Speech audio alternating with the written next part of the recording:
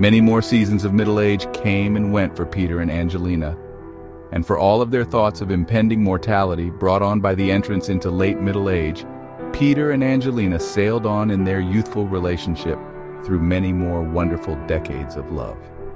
We rejoined them very late in their elder years. All of you, dear readers, must live and write the years in between.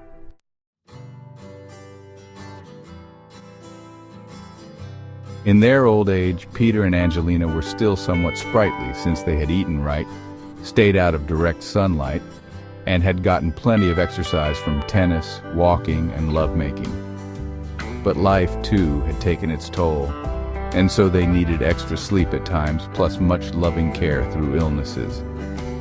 They enjoyed a slower, gentler style of adventure and passion, but even all the more they could pause now and appreciate life's wonders at this slower pace, and observed in a new light what they had sometimes raced past in their youth when they were as fleet of foot as deer. Now the mountain had to come to them. They felt comfort in its bulk, and the old memories welled and made each day bright. They had to move back into town since the farmhouse became too remote for them. There they again played hearts, rummy, and bridge on the porch of the old Victorian home where they'd met a lifetime ago, when Peter had somehow found her.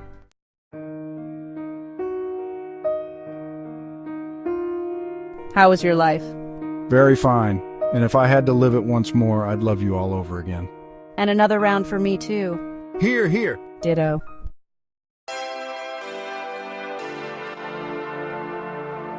Let's take one last walk like we used to years ago, if we can. Yes, let's roam again, Peter, even though it may take us all day. Let's take an autumn stroll through our old woods that we've now made into a nature reserve and sanctuary. Yes, I'm feeling extra energetic today for some reason. Me too. Perhaps it's our last hurrah, Peter. I think so.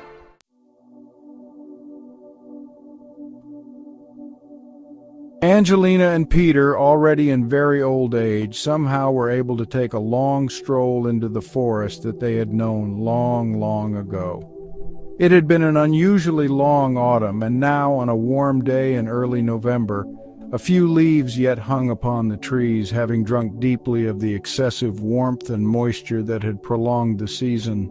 But there was frost on the morn, and most of the ducks had flown, so there was a certain feeling that this day would be Peter and Angelina's farewell to autumn. They'd often sought refuge here from the noise of day in the quiet recesses of the nature sanctuary, languishing here on those legendary summer afternoons when down by the creek they'd play where no one but the fishermen knew. There they'd eat lunch and read new poems to each other, and then lounge through the afternoon with naught but the wandering airs as a warm blanket. But now the second season blossoms were raising their final cheer. They broke open a bottle of apple cider and gave each other a sip. They soon found the path and followed it as best they could, often having to sweep aside the pesky briars with a stick, deftly giving way to the poison ivy. Stopping to untangle some prickers and stickers, they stood on a high ridge and looked down hundreds of feet to the creek below, and slightly shuddered with the sight, imagining the length of the fall. Peter, a boy again for a moment, threw a rock into the water. The partners walked single file, taking turns leading the way, kissing as they passed, stalking along the ridge, much as the Indians once did after they'd made this trail a long time ago. The aged lovers labored over the fallen trees and branches. However, they quickly became energized by this steady exertion, and eased themselves along the well-worn trail, passing a quaint wooden bench overlooking a bluff. Here they stopped, as they always had, and ate a little snack of nuts and raisins.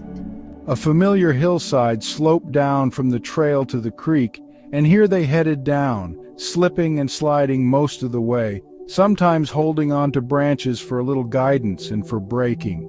They came to a level spot near the shore where the view was blocked by some fallen trees.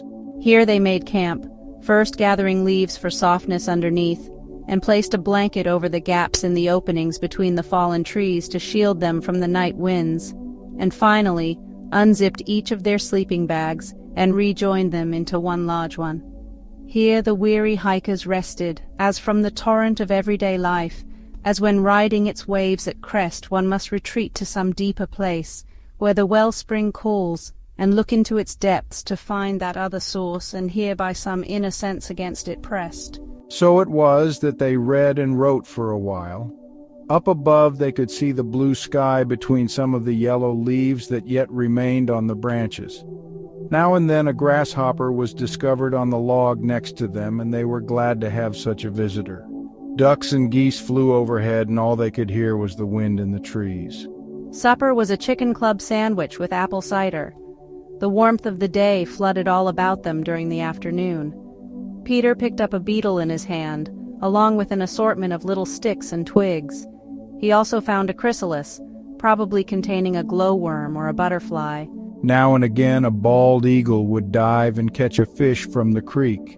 The extended autumn had given them a sort of second spring in which they could bloom again with the fall flowers, rare as could be, like some heaven descended in which they, too, might one day again raise up their cups to toast where no one knows.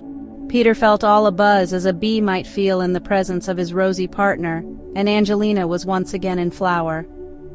Memories from half a century ago flooded over them like a warm quilted comforter. Once again they inhaled the perfumed air and drank the clear cold water from the stream. Long they lay in the embrace of love, awash on their love-drenched shore, and in their passionate intensity lost track of the world around them, having by then floated free of their senses, and were then quite surprised to look up and see a rabbit and a dove sitting right beside them, the fabled wildlife of the nature sanctuary. And it was on this remote shore of human soul that they felt restored in life and spirit, having learned long ago that love was the only flame that lit this endeavor on earth.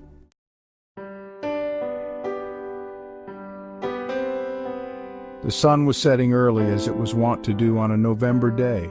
They looked up, dumbstruck by the silence of this change whereby the breezes suddenly fainted, dying in the half-light, as all around them, in some sort of caress suspended, the departing day softly kissed the arriving night.